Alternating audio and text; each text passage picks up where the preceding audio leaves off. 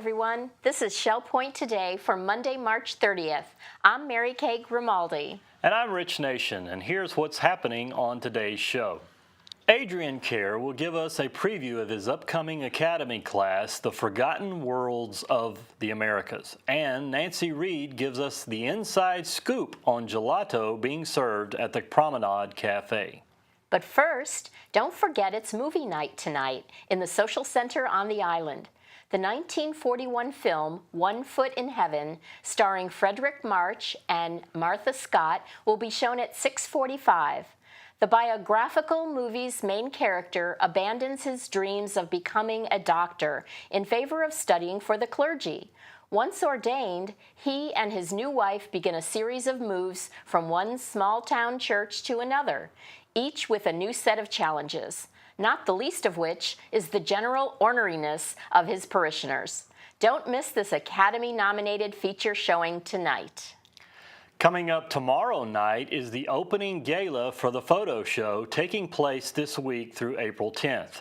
Winners from each category will be announced and ribbons awarded. There will be light refreshments as you mix and mingle with Shell Point resident photographers. So head on over to the Resident Activity Center at 7:15 for some exciting developments. Many pre-Columbian civilizations possessed permanent settlements, cities, agriculture, monumental architecture, major earthworks, and complex, well-established social systems. However, most of these civilizations had long faded by the arrival of the first Europeans in the late 15th and 16th centuries. Archaeological excavations have uncovered a rich tapestry of these often forgotten civilizations. Professor Adrian Kerr will explore these great civilizations in his Academy class tomorrow. Let's get a preview. Hi, I'm Terry Kolath, and I'm here with Professor Adrian Kerr. This time we're going to talk about the forgotten world of the Americas.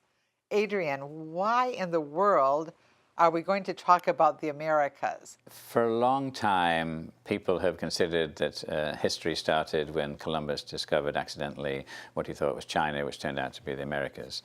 And the conquistadors are famous for their expeditions north and south until the whole of South America was part of New Spain. And we tend to think that that's when history started in the Americas. Of course, that isn't true. The first humans made it across the Bering Strait probably about 14,000 years ago, very late. If you think that humans have been inhabiting the rest of the planet for tens of thousands of years before they finally made it across, and then they spread down as far as South America, and so the indigenous Stone Age people of the Americas then continued to thrive, and they grew fairly significant in number. They never really developed beyond Stone Age. There were some examples of metal working, but not in the grand scale that we see at the same time over on the Old World. So there's this difference in the Old World was thriving, changing, in turmoil, warfares, pestilence, expansion, technology. In the Americas, not so. And so people tend to look down on the Stone Age folk that Christopher Columbus came across and Pizarro came across with the Incas, and of course the Aztec issue, as being a rather simple group of people who never really made it, and compared to the West, which had guns and armor and ships and such. Well, this talk is to try and put the record straight in that although there weren't the great technological achievements that we see in the Old World, nevertheless the New World had been thriving and had made civilizations which now sadly mostly have gone. We start in North America, and we talk about the largest building in North America, which Cahokia, just outside on the river. And then we see the other civilizations which spread from that. So up until about 1400, there was a thriving metropolis, the largest in North America, on the banks of the river Mississippi. And it's there for us to go and see today. Not much to see apart from mounds, but I've got some reconstructions which show what a thriving metropolis it would have been, and then it went away. And that's the mystery. Just like what happened to the Indus civilization. Was it pestilence? Was it overuse of resources? Was it weather? But it went away. So by the time the conquistadors came in, it was just a ruin. That's North America. Then we go into Central America and South America. And of course, the Mayans, for instance, had their culture starting 2500 BC in a simple way. By 700 or 800 BC, they were building wonderful stone structures. By 700 or 800 AD, they were building wonderful pyramids, which didn't quite rival the Egyptian pyramids, but they were about a third to a half the size, and very significant religious features, which unfortunately most of the Central and the South American civilizations, the Olmecs, the Toltecs, the Incas, the Aztecs, they were believers in human sacrifice. And so if you go to the pyramids of Central America and some of the structures in Mexico, for instance, you'll see grotesque feathered serpents who drank the blood of victims. You see blood-soaked stairs of pyramids where people decapitated and their heads rolled to the bottom. So really gruesome, primitive religious practices which thrived in nearly all of the Central and South American civilizations until Christianity came. And so there's sort of a mixed feeling when you look at these civilizations. Yes, they created great buildings, great structures. They even constructed a ball court. There's actually an open-air ball court, a bit like basketball, where the two teams played to see who would win, and then the winner would often be sacrificed to the gods. So it's like having whoever wins the Super Bowl turns out to be a human sacrifice. Don't play your best. Don't play your best. Oh my God. Oh, this is also interesting. So this is going to bring us up to when?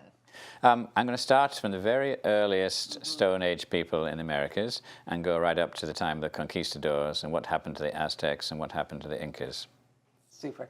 I hope you'll be there, and then I hope you will join me in convincing Professor Kerr to go further the next time. We need to know about our neighbors. Please join us. You can sign up right at the door. When the temperatures begin to rise and you find yourself needing to cool off, here at Shell Point, the Promenade Cafe has a delightful treat that will make you smile. For the inside scoop, Nancy Reid is standing by. Hi, I'm Nancy, and I'm standing outside my Promenade Cafe in my new outdoor dining area. I'd like to invite you to come down sometime for a bite to eat and a beautiful view. This time of year is spectacular for dining outside. But if you want to see something spectacular, you got to come inside and see what I've got that's new in my cafe. Come with me.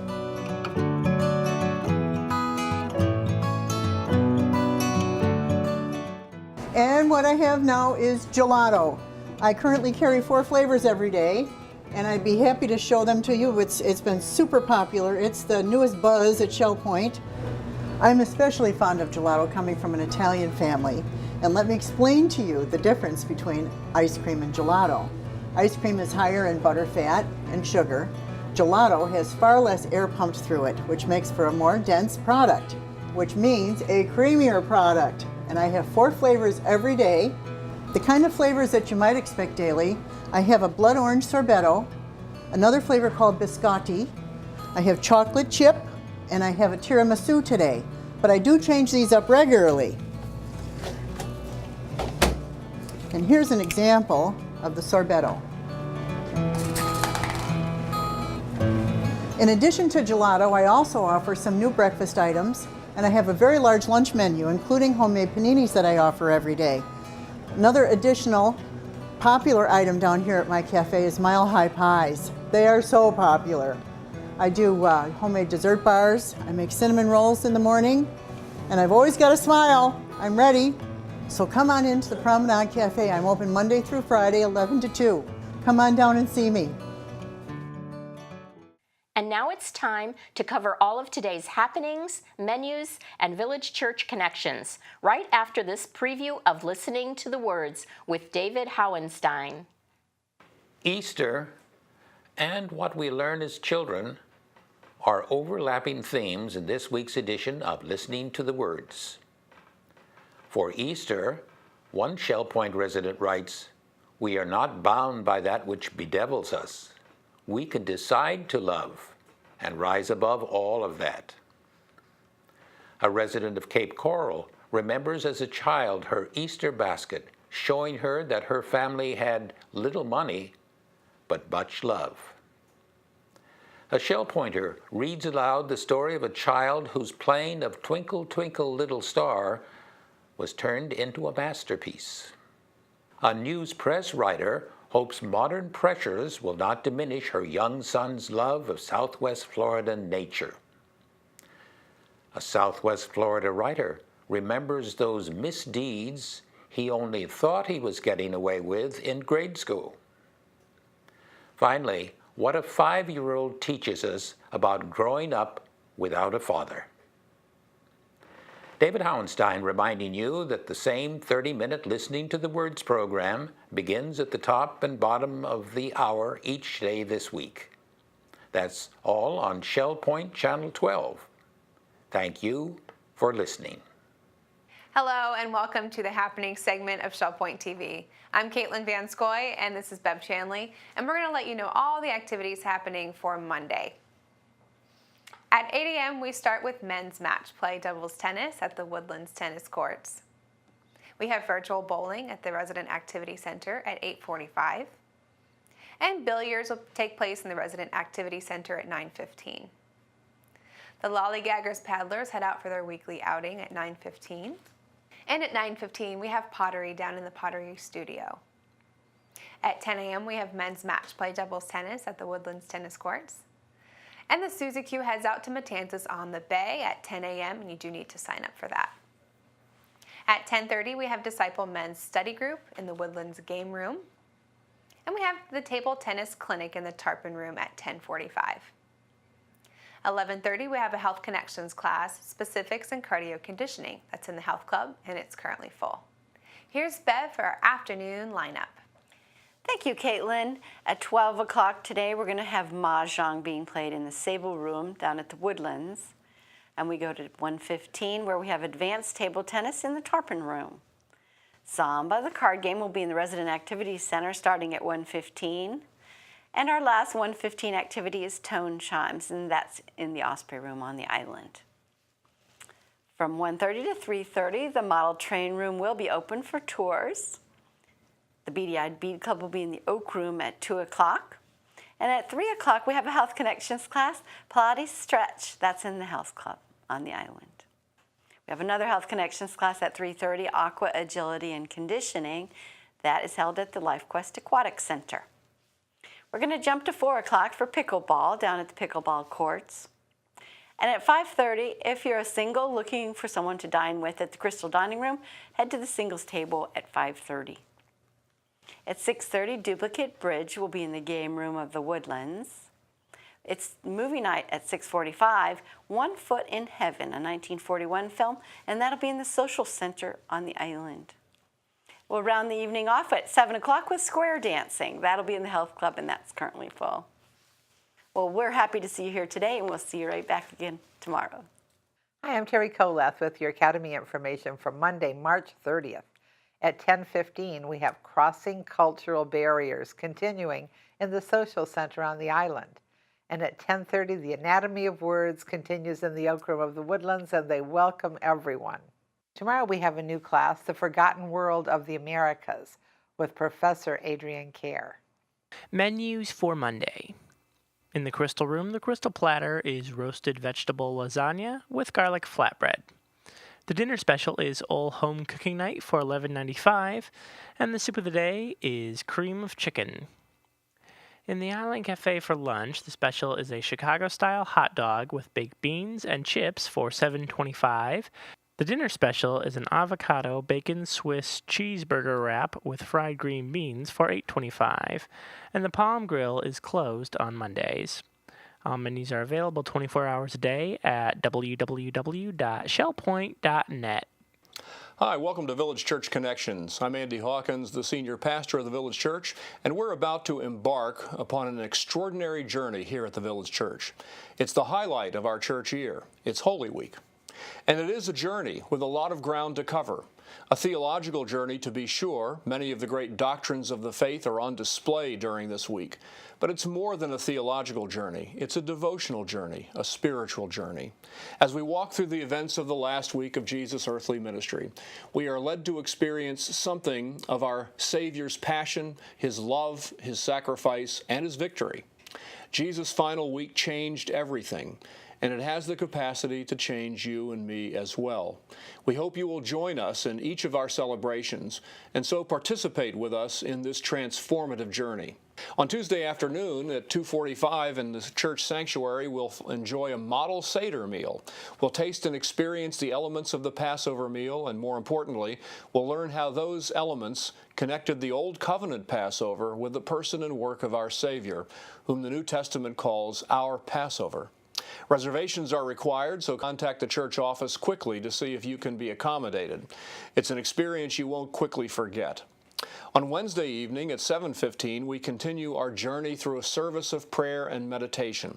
The community is invited to set aside some time for contemplation about the events of the week.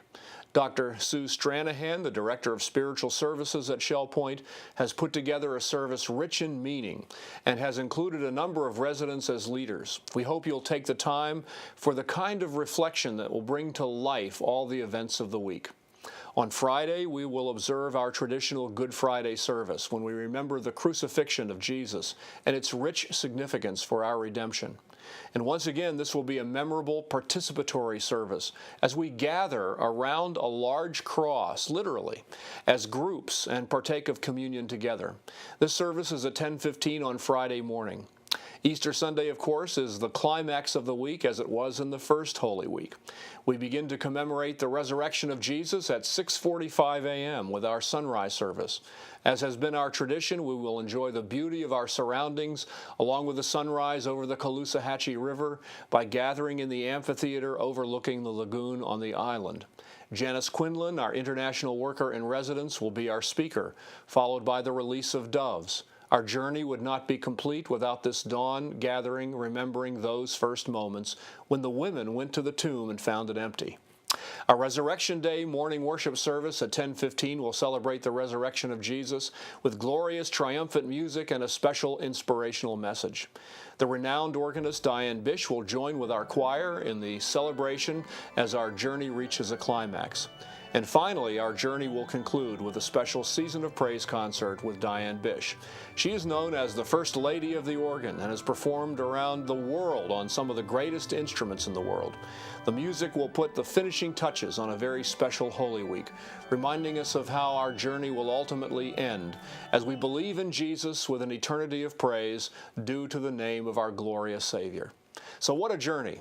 We encourage you to experience as much as you are able of these events of the week. Rest assured that the week will be deeply meaningful to you and indeed life-changing. For indeed, the final week of Jesus' earthly ministry changed everything. Thanks for joining us for Village Church Connections, and we hope to see you at as many of these activities during Holy Week as you're able to attend. Blessings to each and every one of you.